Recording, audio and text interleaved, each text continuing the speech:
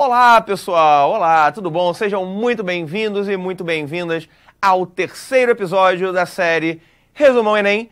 Meu nome é Ricardo Nunes, eu estou aqui com a minha querida amiga Abelinha AZ, justamente para apresentar esse terceiro episódio para vocês, que está muito bacana, muito legal. Mas antes da gente começar, como sempre, roda a vinheta.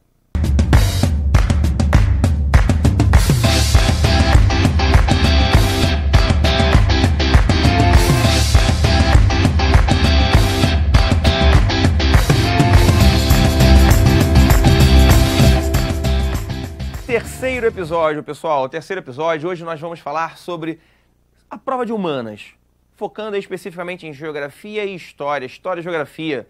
O que a gente precisa saber, o que a gente não precisa saber, o que a gente tem que focar, onde que eu tenho que tomar mais cuidado, quais são aí os prováveis assuntos que estarão mais presentes ao longo da prova. Bom, pessoal, tudo isso a gente vai mostrar para vocês aqui com a nossa querida professora Roberta Luz e o professor Rodrigo Magalhães de Geografia, mas antes da gente chamá-los, antes da gente ouvir um pouquinho aí o que eles prepararam pra gente, eu não posso deixar de lembrar para você que tudo isso está sendo feito porque a gente quer te ajudar, a gente quer te ajudar a relaxar, a gente quer te ajudar a ficar mais seguro, a enxergar aquilo que de fato é mais relevante para a prova. É muito legal, né, quando a gente tem esses direcionamentos mais claros. Bom, eu já tive no lugar de vocês, falei isso, né, no primeiro episódio, né, quando a gente estava lá falando de redação, eu falei, cara, eu passei por isso, fiz a prova em janeiro, em 2010, uma coisa louca. Então, é muito legal, espero que vocês estejam curtindo toda essa série, tudo que está sendo preparado. A gente quer, de fato, estar junto com vocês, ajudar, orientar, buscar, de mãos dadas, né, com todas as abelhinhas aí, por todo o nosso Brasil, para ajudá-los a mandar muito bem na prova. Eu tenho certeza que falta pouco. O sonho vai ser realizado, vocês vão chegar lá, vocês vão alcançar. Bom, mas não só alcançar aí, né, esse sonho maravilhoso de entrar na universidade. A gente também ainda quer colocar uma cerejinha no bolo, né? A gente quer fazer uma parada ainda mais legal. Por isso, você pode ganhar um iPhone 12. Tô falando isso todo dia, né? Mas vou falar todo dia para você não deixar de participar. Infelizmente, eu não posso participar, né? Queria eu ganhar no meu iPhone 12, entrar na universidade, pô, deixa eu ver aqui, ia pegar o celular assim na mão, né? Qual é a minha primeira aula? Pô, maneiro demais, né? Com o iPhone 12 na mão, tirando onda. E aí, o que você faz para ganhar? Ao longo do vídeo, né? Assim como foi para os 2 primeiros episódios, vão aparecer abelhinhas da cor laranja. E aí você vai contar quantas abelhinhas, né, apareceram ao longo desse vídeo. Essa aqui não conta, essa aqui é amarelo e preto, né? Não dá. Tem que ser laranja. Você vai contar quantas abelhinhas, você vai entrar no site www.plataformaz.com.br/100 dias Enem e lá você vai colocar a quantidade de abelhas que você reparou nesse vídeo aqui, né, nesse episódio, você vai colocar lá. E ainda, aí, pô, criatividade, né, na veia, alguma coisa diferente que você queira falar, para dizer o seguinte: o que você faria, tá, para garantir a tão sonhada vaga, sabe, a vaga na universidade dos seus sonhos? O que você faria? Bom, eu não sei, não vou nem dar pitaco não, senão depois alguém fala, ele ajudou. Você vai escrever e aí a nossa equipe, né, a nossa produção vai analisar. Acertou a quantidade de abelha? Vamos ver aqui as frases selecionadas. E aí temos 2 iPhones 12 para os vencedores. Quem sabe? Pode ser você. Então participe, beleza? E agora, sem mais delongas, vamos então dar uma olhadinha o que a gente pode esperar da prova de história. Quem vai contar é Roberta Luz. Roberta Luz é que vai ajudar a gente. Vai dar uma luz aí pra você. Olha, aquele trocadilho bem sem graça, típico de professor de pré-vestibular. E o nosso querido amigo Rodrigo Magalhães vai trazer as dicas matadoras de geografia para ajudar a todos vocês. Tudo bem? Então, antes que os professores falem, como sempre, a nossa querida vinheta. E aí a bola tá com os nossos grandes mestres. Valeu, pessoal! Até daqui a pouco. Oi, gente, tudo bom? Espero que vocês estejam calmos na medida do possível. Estamos chegando agora nessa reta final. E aí a gente trouxe aqui algumas coisinhas bem interessantes para vocês pensarem, pelo menos na prova de história, né? E, primeiro, ver o que mudou nesse Enem 2019, né, com relação aos outros anos. Isso é uma coisa importante para a gente trazer. Segundo, são algumas estratégias que vocês têm que lembrar na hora de fazer as questões, que meu aluno sabe que eu estou sempre falando isso quando a gente está fazendo as questões, mas acho que vale a pena a gente reforçar agora que está chegando próximo da prova. E, por último, vamos falar de alguns temas super importantes para o Enem e que são bem recorrentes na prova de História, que a gente aposta que podem aparecer aí de alguma forma, tá bom? Eu trouxe aqui para vocês uma listinha, tá? Primeiro, com temas que são bem recorrentes. O primeiro, mais importante de todos, é a escravidão, tá? A escravidão é um tema que tem aparecido há muito tempo no Enem. Pelo menos 10 anos a prova tem cobrado de alguma forma a escravidão e as diversas consequências que tem, né?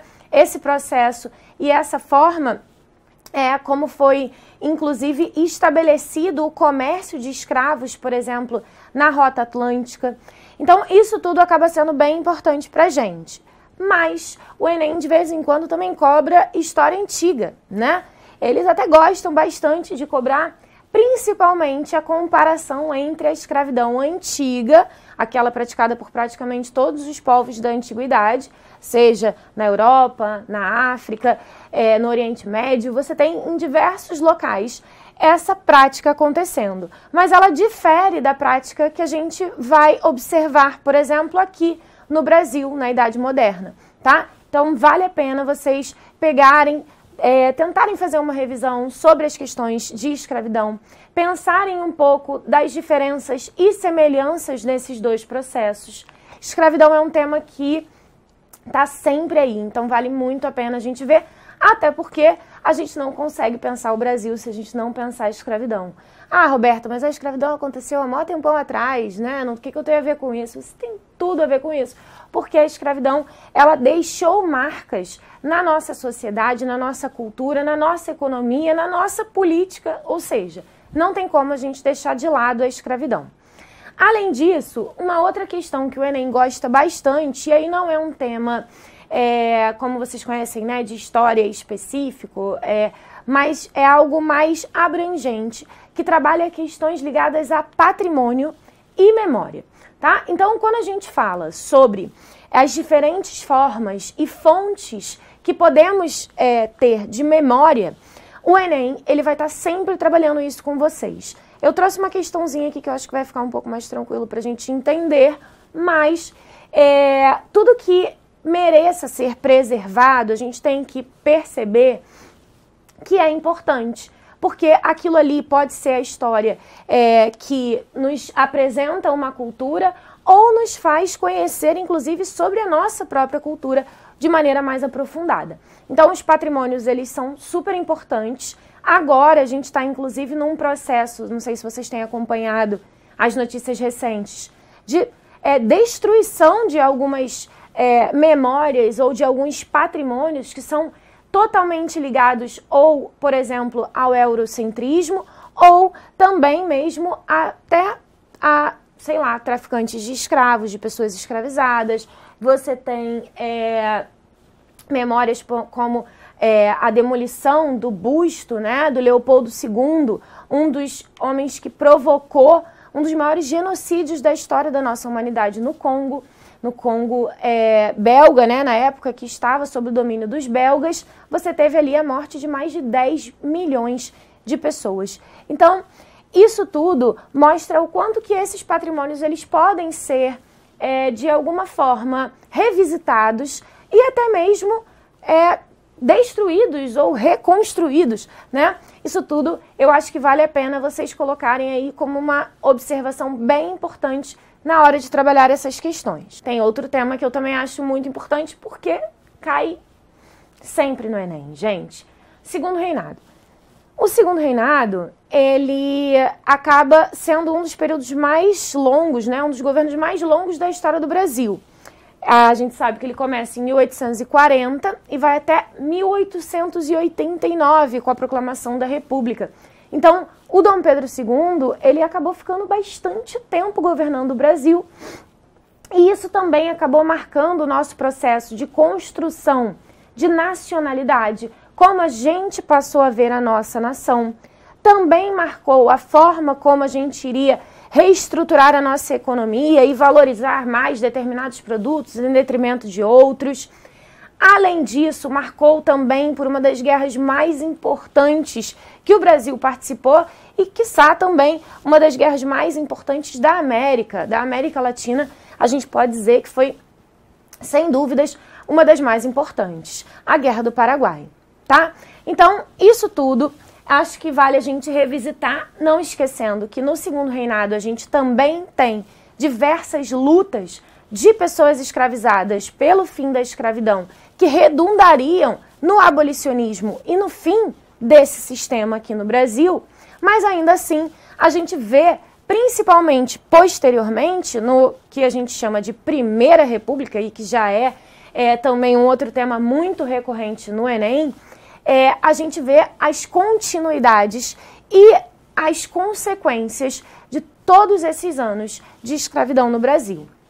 Então a Primeira República ela é muito marcada por diversas questões que vão ser muito importantes para a gente, tanto como uma consolidação do nosso país, como a gente conhece hoje, né? Da nossa política, como a gente também organiza hoje.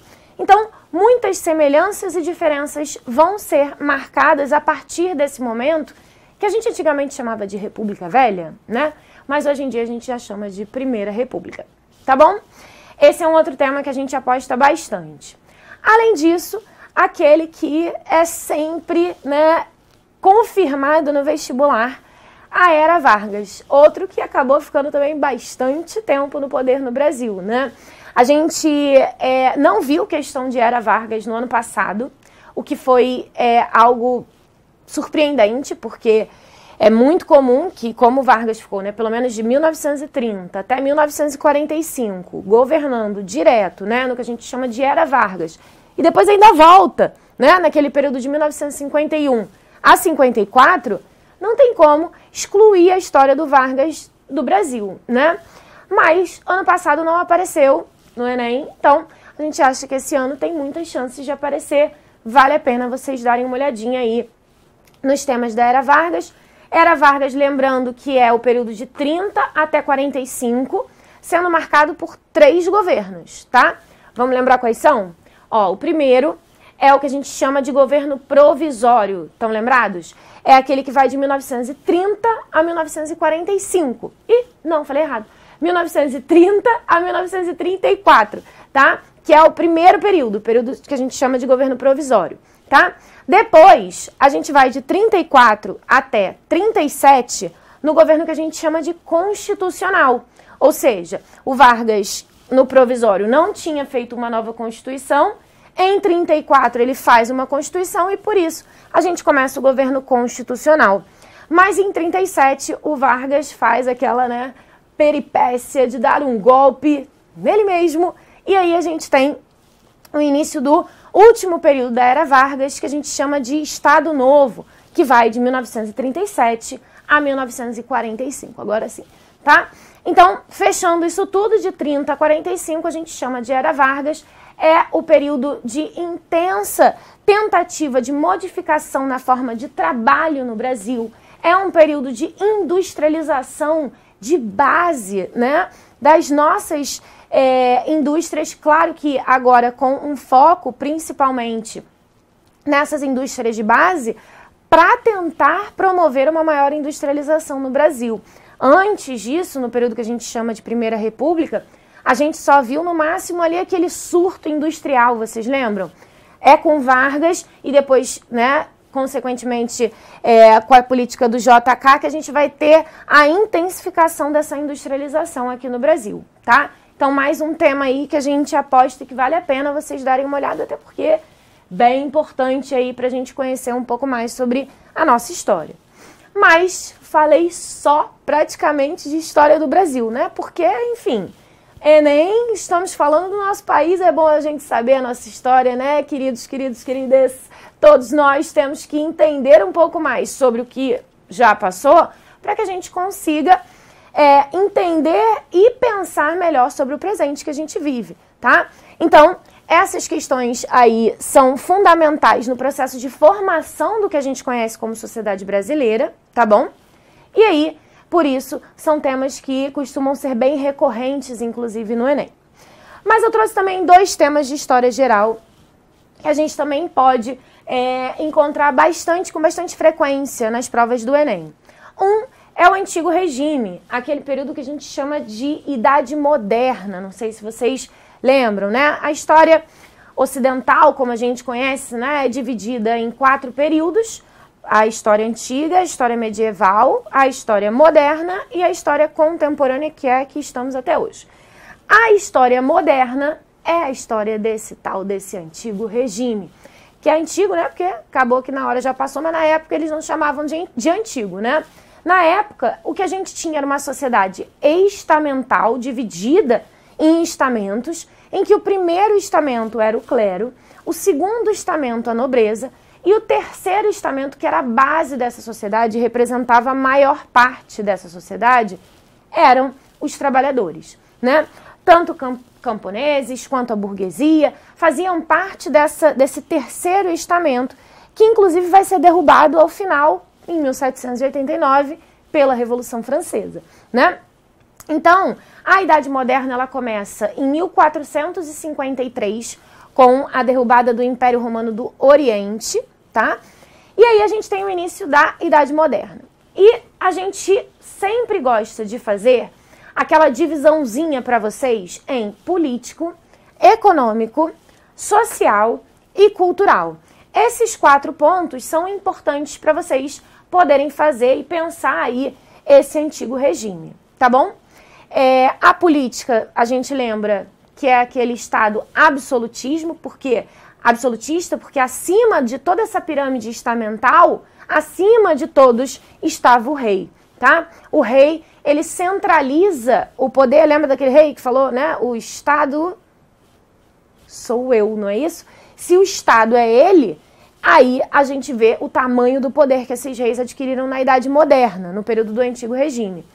Esse período, ele vai ter como uma sociedade estamental, que a gente acabou de falar, uma cultura fortemente religiosa, e aí a gente lembra que esse período da Idade Moderna, ele tem ainda aquela marca muito forte da Igreja Católica, mas ele também veio com as reformas protestantes. E essas reformas, elas trazem novas religiões para a Europa e, consequentemente, depois até essas religiões vão se expandir para outros continentes, né? Que a gente viu isso já.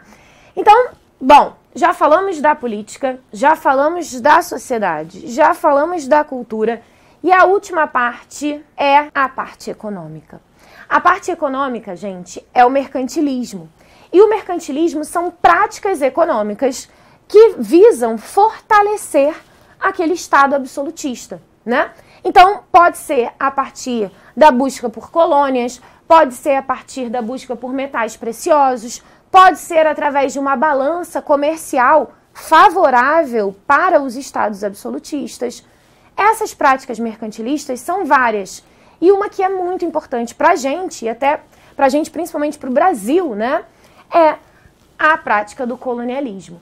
Esse colonialismo que vai surgir a partir dessa centralização dos estados, nas mãos, inclusive, desse rei, né, com o apoio da nobreza, com o financiamento daquela burguesia que buscava ampliar também os seus mercados, aí a gente tem, por exemplo, o colonialismo. E aí, olha só que interessante como que a gente pode pegar uma coisa que aconteceu há mó tempão atrás e trazer para a nossa realidade hoje. Quando os europeus invadiram aqui a América e chegaram aqui, eles encontraram diversas populações, inclusive algumas sociedades muito estruturadas já há bastante tempo, e uma das coisas que eles trouxeram quando eles vieram para cá, adivinha? Um vírus, né? Um vírus. E alguns outros vírus também, né? Mas algumas outras coisas também vieram junto. Mas olha só que coisa interessante, né? O coronavírus chegou aqui, né, no Brasil pela Europa e também temos, por exemplo, na época do colonialismo, um vírus que matou, mas olha, gente, não foi pouca não, tá? Mas foi muita gente e em alguns momentos até propositalmente, tá? Que é o vírus da varíola. A varíola é uma das doenças que mais matou na história da nossa humanidade. Eu trouxe até uma questãozinha aqui pra gente fazer. E olha como é que essa parte histórica ela pode fazer uma conexão com a realidade que a gente vive hoje, né? Então, acho que vale a pena vocês fazerem essas conexões, porque o Enem adora. E isso daí já é uma dica uma dica para a prova, né? Porque o Enem, ele gosta de tentar trazer as coisas que já aconteceram e comparar com a nossa realidade, com o que a gente está vivendo hoje. Até porque, né, é bom que a história gosta, né, de fazer essas coisas também. Então, é bem importante para a gente fazer essas construções de complexidade mesmo dos conteúdos com a realidade que a gente vive, tá bom?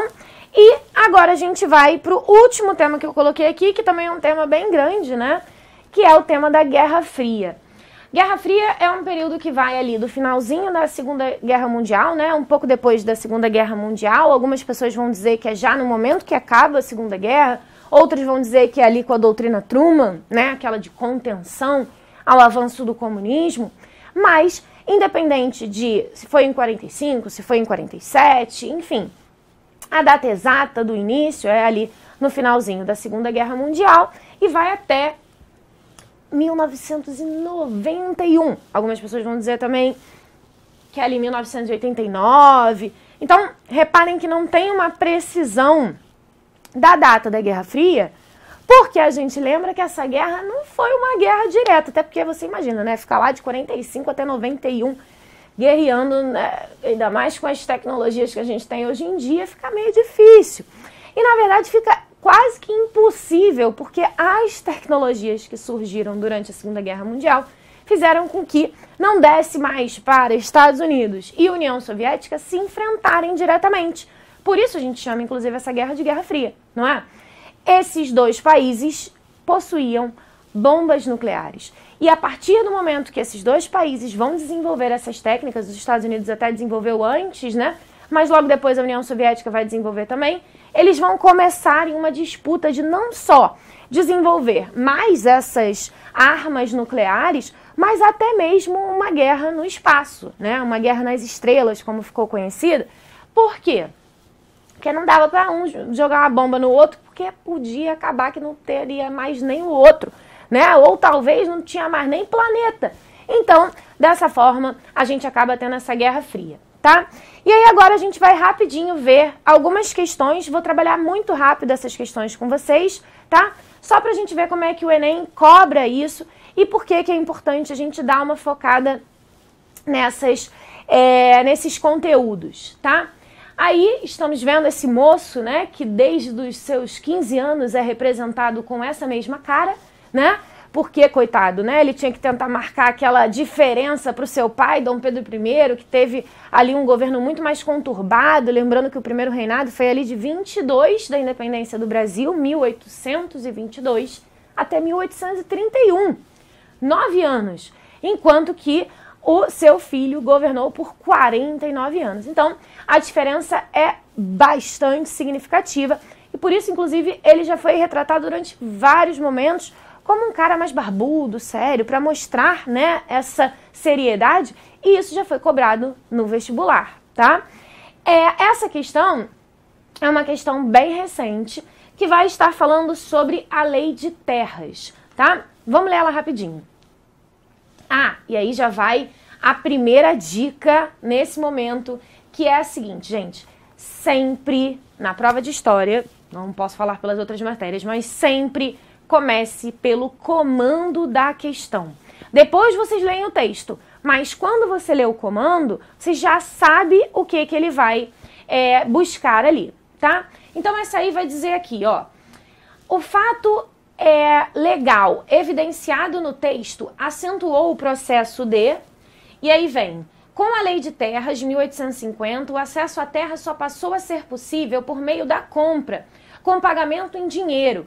Isso limitava ou mesmo praticamente impedia o acesso à terra para os trabalhadores escravos que conquistavam a liberdade. Então ele está te dando um texto falando sobre a Lei de Terras, que é durante o Segundo Reinado, e ele pede o que esse fato legal evidencia, já que ele acentuou algum processo, tá? Olha aí essas alternativas, o que vocês acham? A resposta aí É a concentração fundiária, né? A partir do momento que você não dava a essas pessoas escravizadas condições, nem pagamento pelos seus trabalhos, e depois que elas conquistavam as suas liberdades, elas também não foram inseridas nessa sociedade, a lei de terras é uma forma de já excluir do acesso à terra as pessoas escravizadas e outra galera que também está chegando aqui aí nesse segundo reinado que é importante pra gente, os imigrantes, lembra? E aí esses imigrantes também vão ter uma dificuldade de ter acesso à terra e por isso a concentração fundiária vai ser algo que marca o Brasil até os dias de hoje, tá? Vamos para uma outra questão, essa caiu no ano passado, então já estava ali meio que talvez prevendo o que a gente ia passar, né, hoje em dia. Aí nós temos uma questão representando a revolta da vacina. A revolta da vacina que já é um acontecimento do período da Primeira República, né, como eu falei para vocês. Essa questão também é do ano passado, tá? E aí diz, a mobilização analisada representou um alerta na medida em que a ação popular questionava, e aí a gente vai para o texto. O texto diz, a revolta da vacina mostrou claramente o aspecto defensivo, desorganizado e fragmentado da ação popular. Não se negava o Estado, não se reivindicava a participação nas decisões políticas. Defendiam-se valores e direitos considerados acima da intervenção do Estado. O O foi ali parar no lugar errado, né, mas não tem problema. A questão vem de um texto do José Murilo de Carvalho chamado Os Bestializados. Então essa mobilização representou um alerta na medida em que essa ação popular ela está questionando o quê? É isso que ele quer saber. E aí você que lembra desse contexto da revolta da vacina, da reforma do Pereira Passos, sabe que teve, né, aquele bota abaixo, mas tem que lembrar qual foi o estopim para a revolta da vacina. Então o estopim, que é o que ele está pedindo no comando da questão, ou seja, a ação popular questionava o que naquele momento? E ela questionava a obrigatoriedade daquela vacina. E aí a resposta é a letra D, né? O arbítrio, né? A forma coercitiva do nosso governo ao impor a vacinação obrigatória sem dar para essa população nenhuma informação sobre o que era a vacina, como que aquilo ali ia, né, agir nas pessoas e por aí vai, tá? Então é um tema que a gente também considera bem importante. E por último, para a gente terminar, vou fazer mais uma questão, também aí relembrando uma questão que vai tanto no patrimônio quanto na parte de memória, quanto também o segundo reinado. Olha só, né, como é que às vezes dá pra gente falar de escravidão, memória, patrimônio e segundo reinado em uma só questão, tá? Que é essa daqui. Essa questão tá mostrando essa imagem, estão vendo essa imagem? Estão vendo aí a imagem? Essa imagem, né? De uma mulher escravizada com uma criança. E aí vem a fotografia dizendo que é uma fotografia de Augusto Gomes Leal e da ama de leite, Mônia, um cartão de visita em 1860, portanto ainda durante o segundo reinado. E aí a gente vai para a questão. A fotografia datada de 1860 é um indício da cultura escravista no Brasil. Ao expressar vou só voltar no texto para ver se ele ajuda a gente rapidinho. Ele diz: amas mercenárias, o discurso dos doutores em medicina e os retratos de amas, Brasil, segunda metade do século XIX. Na verdade, não diz nada porque é só a referência da questão, então não ajudou muito. Mas aí, então, é uma análise de imagem. O Enem gosta muito disso também na prova de história, tá? Prestem muita atenção quando ele traz uma imagem, quando ele traz um gráfico, quando ele traz um texto, porque o texto tem que estar sempre conectado à resposta, gente. Sempre. Os textos do Enem, atualmente, eles não podem estar dissociados do que a questão busca de vocês, tá? Então vale muito a pena vocês irem sublinhando esses textos, marcando o comando da questão, e se ficar em dúvida, volta no texto e volta no comando para você ter certeza que você marcou aquela resposta certa. E aí vamos terminar aqui. Essa questãozinha tá falando o seguinte, ó. Essa fotografia é um indício da cultura escravista ao expressar não sei se vocês já conseguiram fazer, mas a resposta é a letra A, tá? A ambiguidade do trabalho doméstico exercido pela ama de leite, desenvolvendo uma relação de proximidade e subordinação em relação aos senhores.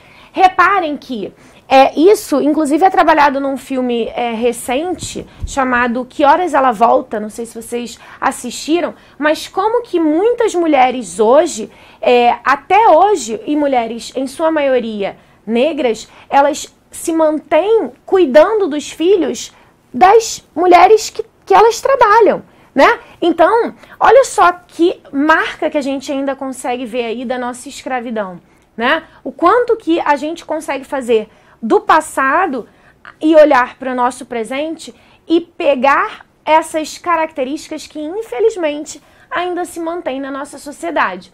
Então, essa é uma questão que trabalha bastante isso. Eu espero que vocês consigam fazer um ótimo resumo, façam mapas mentais. Agora não é hora de ficar pegando tudo, né, ler tudo da vida, não dá tempo. Então, façam mapas mentais, foquem no comando das questões, deem uma olhada nas últimas provas, mas vocês estão super preparados, eu confio demais em todos vocês. Então, façam uma boa prova. E agora eu vou chamar meu querido amigo, professor de Geografia, Rodrigo Magalhães, para falar um pouquinho sobre a prova de Geografia com vocês. Tá bom, gente? Um beijo e até a próxima. Vamos lá, galera, tudo bem? Rodrigo Magalhães na área. Vamos conversar um pouquinho agora sobre a geografia dentro das ciências humanas do Enem.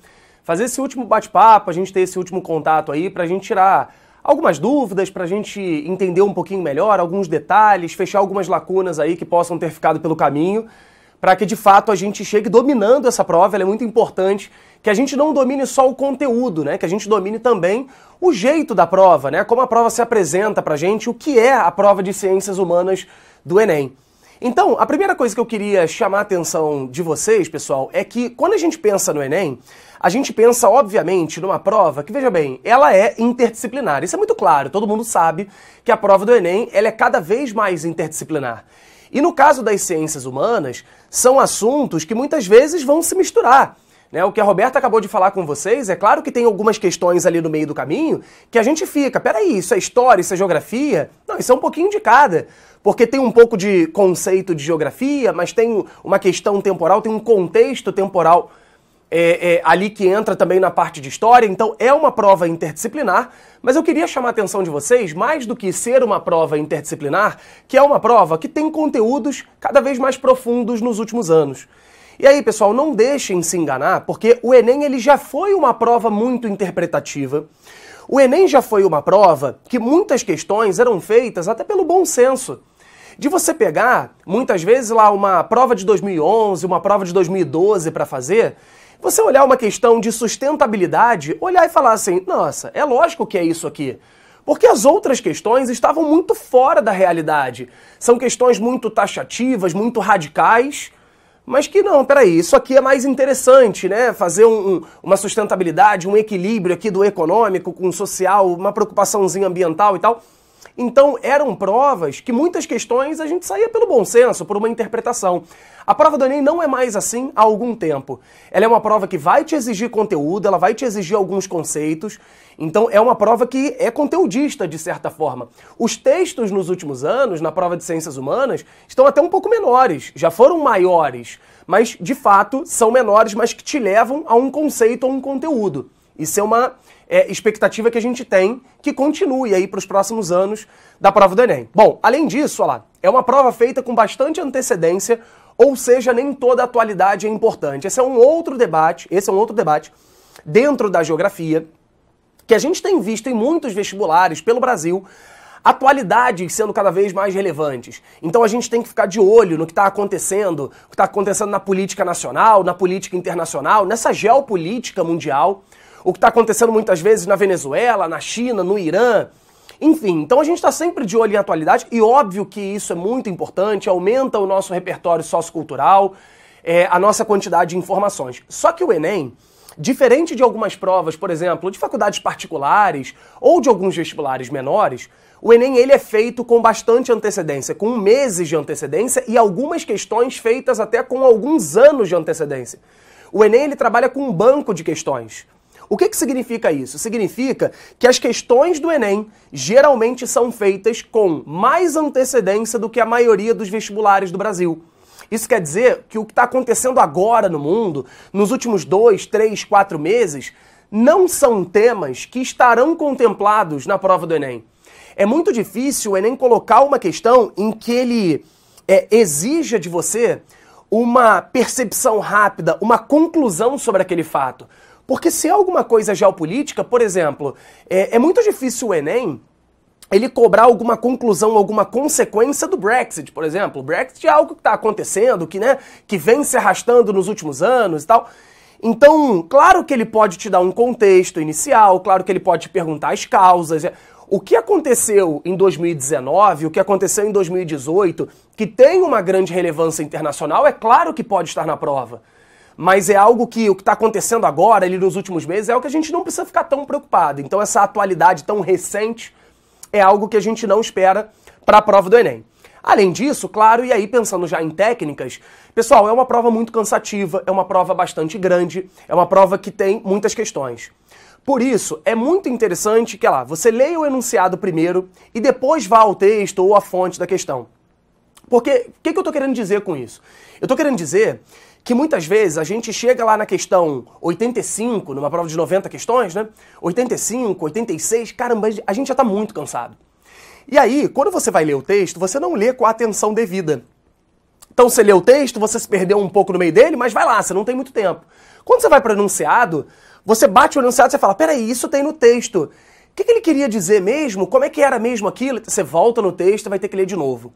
Se você lê o enunciado, leia o enunciado e sublinhe o comando. Ele quer uma causa, ele quer uma consequência, ele quer...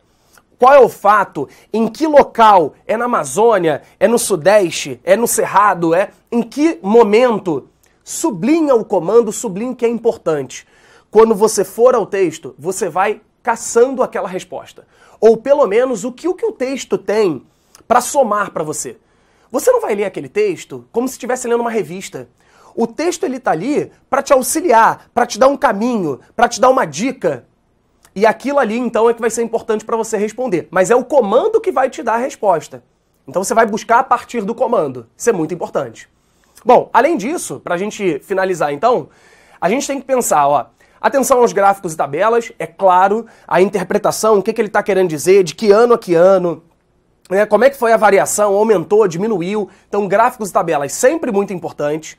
Outra coisa, você pegou o gráfico, a tabela, o texto, foi lá para as opções. Gente, sentiu, tem certeza que não é a resposta correta? Elimina aquilo do seu campo visual. Risca. Não fique com medo ou vergonha, e não tem que ter, obviamente, isso, de rabiscar a prova, de bagunçar aquela prova. Aquela prova é sua, você faz o que, ou quase tudo que você quiser com ela. Então, você pode eliminar, tira do seu campo. Não, essa eu tenho certeza que não é. Quando você ficar em dúvida, tudo bem, às vezes a gente fica em dúvida entre 2 ou 3, a gente vai voltar no comando. Peraí, será que as frases estão respondendo ao comando? Ele quer causa, consequência, ele quer isso, ele quer aquilo. E aí você já diminuiu a quantidade de opções. Isso é muito interessante. Então você já eliminou aquilo que você tem certeza que não é. E se mesmo assim você não encontrar a resposta, pula. Pula porque você não tem tempo para ficar 5, 7, 10 minutos numa questão.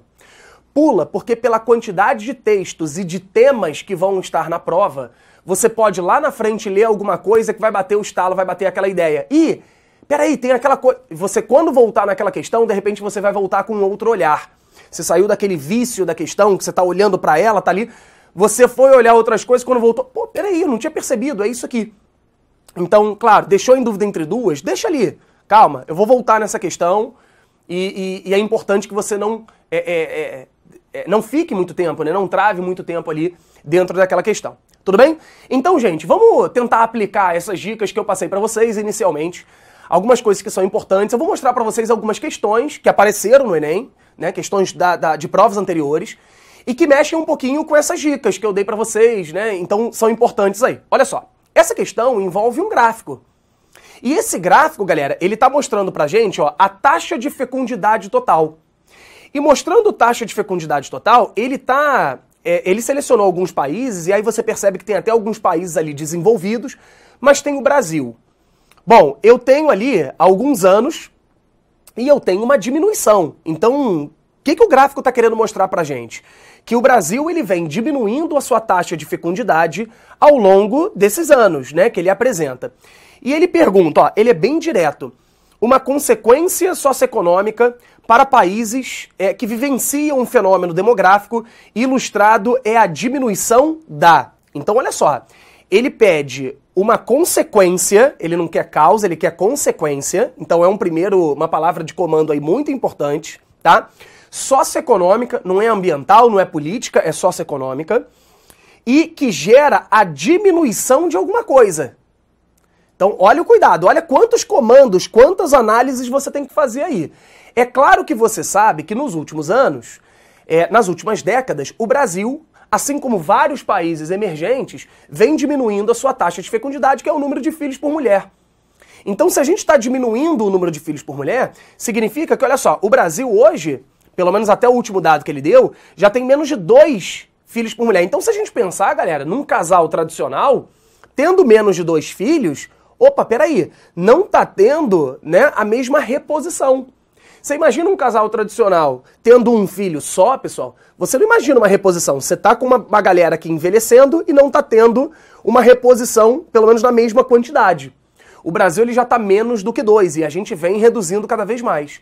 Então qual é a consequência disso? A consequência é a diminuição de quê? Da oferta de mão de obra nacional. A oferta de mão de obra nacional são os trabalhadores, né? Então o que eu estou querendo dizer com isso? Eu estou querendo dizer que não haverá uma reposição adequada enquanto esse casal está envelhecendo, esses jovens na sequência que estão chegando no mercado de trabalho, vai haver uma desproporção. Então não há uma proporcionalidade. Não pode ser diminuição da média expectativa de vida, porque a gente está vivendo cada vez mais. Não pode ser uma diminuição da disponibilidade de serviços de saúde, porque a demanda vai ser maior por isso, os idosos usam mais a saúde. Despesa com previdência, isso só aumenta com a galera mais velha. E imigração de trabalhadores qualificados, veja bem, se há uma tendência de diminuição da reposição de mão de obra, a tendência é que a gente precise de mais imigrantes. E geralmente os países, lembra de todo aquele debate sobre a xenofobia, que vários países estão muito aflorados, inclusive, eles aceitam melhor o imigrante qualificado. E o imigrante qualificado é aquele que vem, geralmente, né, que tem uma soma, que geralmente leva mais, né, investimentos, ou, né, tem um diploma, tem um conhecimento científico maior, enfim.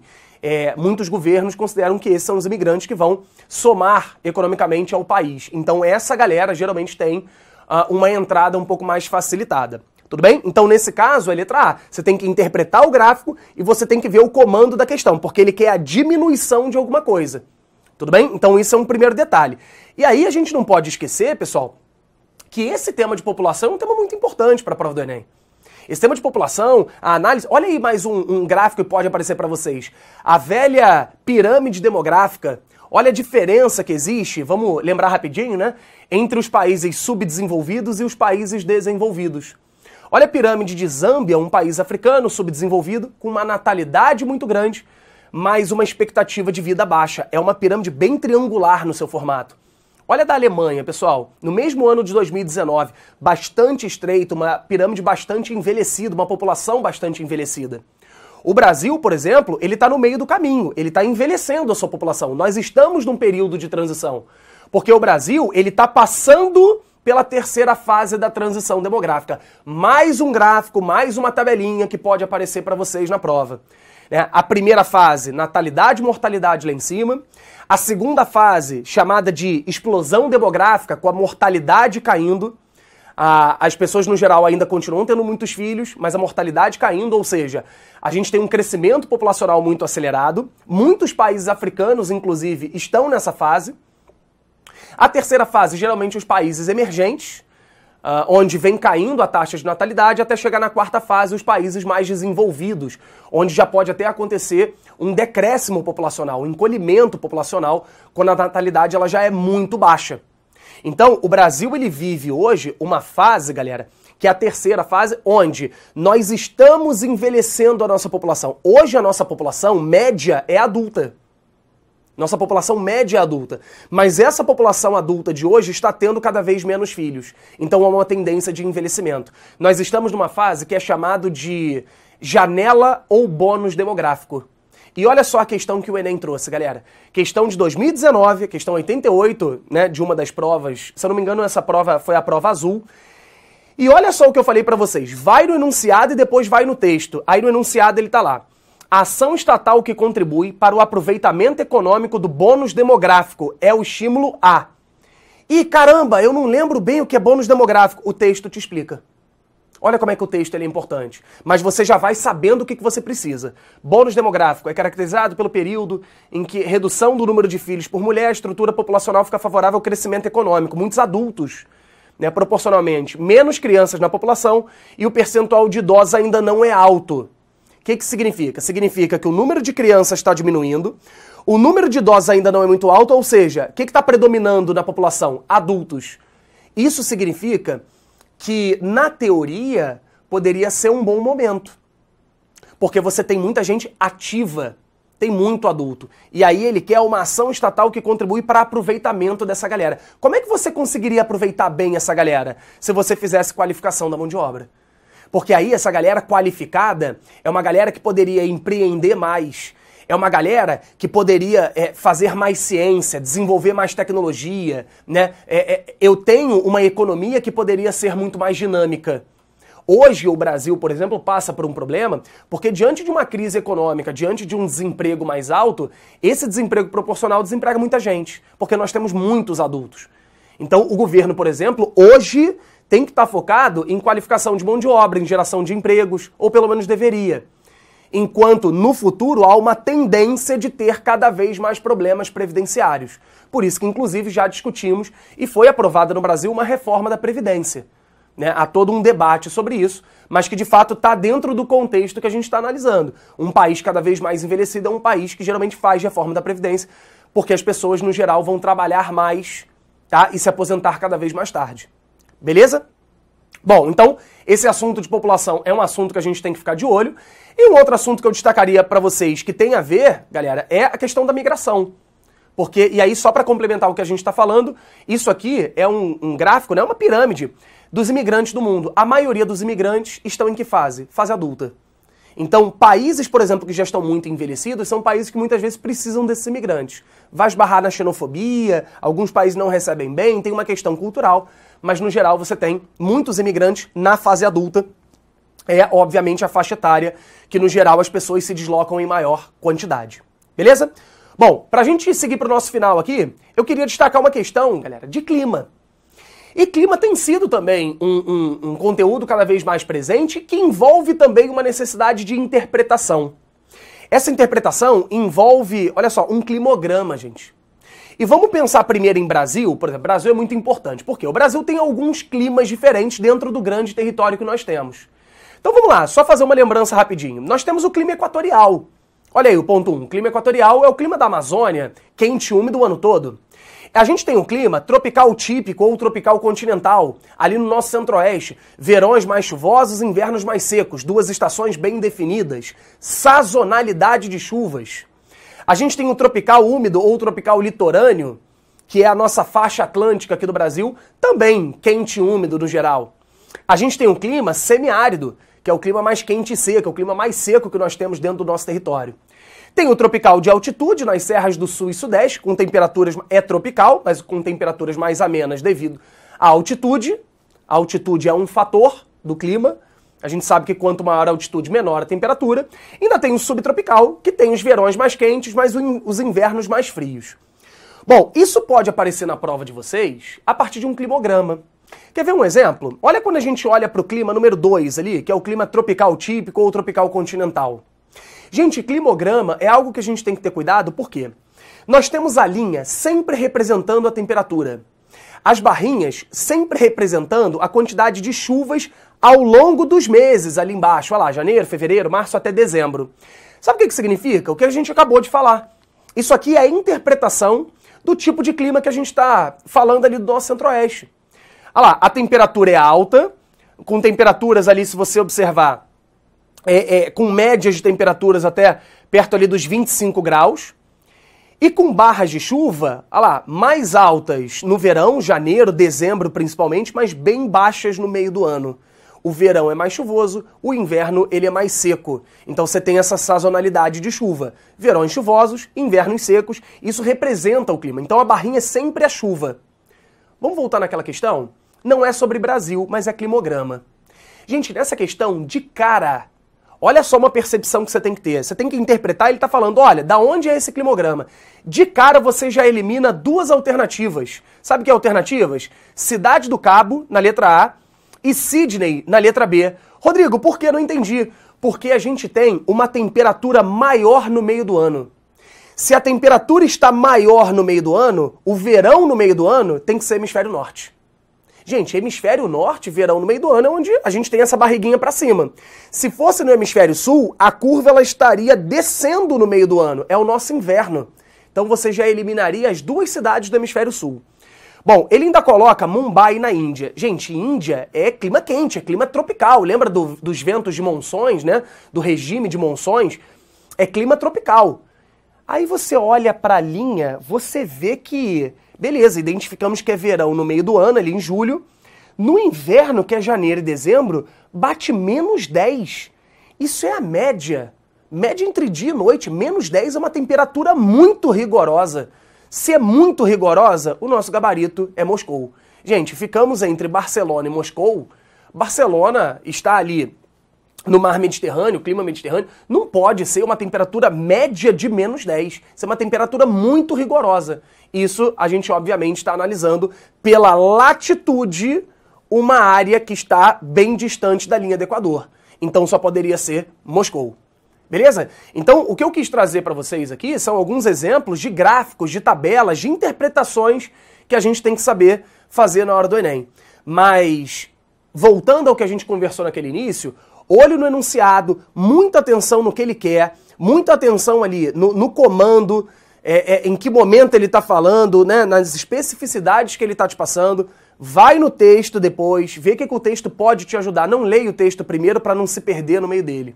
Tudo bem? E aí você vai conseguir, pelo menos, eliminar algumas coisas. Ficou em dúvida entre duas, volta no enunciado. Peraí, deixa eu ver se já dá para responder. Caramba, ainda não dá, não encontrei. Pula, deixa ali, vai fazer outras questões. É uma prova grande, é uma prova que vai exigir muita concentração. Vai exigir esse empenho psicológico também na hora da prova. Infelizmente é uma prova que exige isso da gente. Mas eu tenho certeza que com treinamento, com todas as dificuldades que a gente teve, eu tenho certeza que com essas dicas, isso vai te ajudar, isso já vai melhorar alguma coisa para você e você vai chegar mais bem preparado ainda, melhor preparado, melhor dizendo, né? Para essa prova, e eu tenho certeza que você tem todas as condições de fazer um grande Enem. Espero que tenha ajudado, espero que a gente se encontre aí pelos caminhos da vida, pelos vídeos da vida, mas que vocês façam um grande Enem e a gente vai estar aqui numa super torcida por vocês. Beleza? Gente, um grande abraço, até a próxima, beijo, beijo, tchau, tchau. Pessoal, ó, é isso. História e Geografia, essas são as dicas, esses são os macetes, seja lá como você queira dizer. Espero que tenha ajudado bastante cada um de vocês, todos esses conhecimentos, todas essas dicas, né? Essa espinha dorsal que mostra pra gente um pouco mais assim, qual é o caminho, qual é a maneira, o que eu tenho que focar, principalmente nessa reta final, onde a gente está um pouco mais nervoso. Então acho que isso deve ter dado um pouco mais de tranquilidade para vocês. Muito obrigado, Roberta, muito obrigado, Rodrigo. Muito bons conteúdos, muito boas dicas.